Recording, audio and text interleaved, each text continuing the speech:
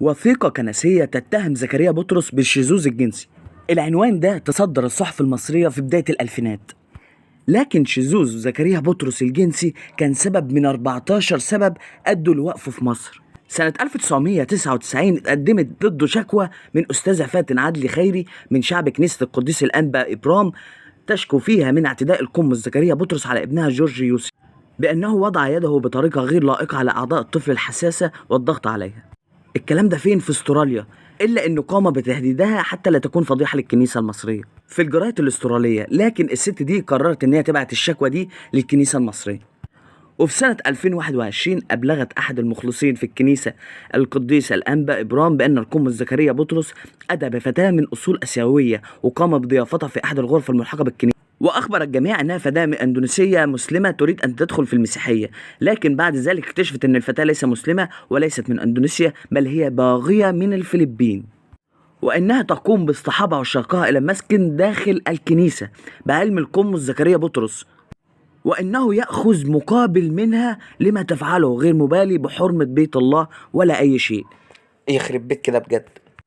واحنا مش هنقرأ بقية المذكرة عن بنته اللي فتحت نادي تعري أو ابنه اللي بيتاجر في المخدرات، لكن هنتكلم عن رأي الكنيسة في زكريا بطرس. زكريا بطرس اتوقف قبل قناة الحياة ما تبدأ سنة 2003 في شهر يونيو بقرار من المجمع المقدس برئاسة قداسة البابا إلى إيقاف إلى أجل غير مسمى نهائي كامل.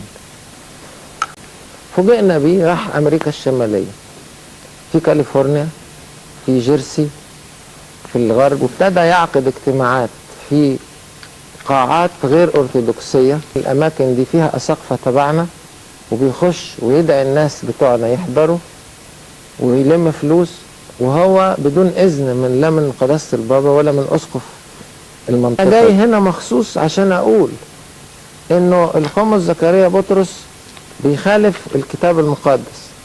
وبكده نكون عرفنا ان زكريا بطرس لا يهمه المسيحية ولا يهمه الإسلام، وكل هجومه على الإسلام والرسول عليه أفضل الصلاة والسلام من باب لم الفلوس فقط.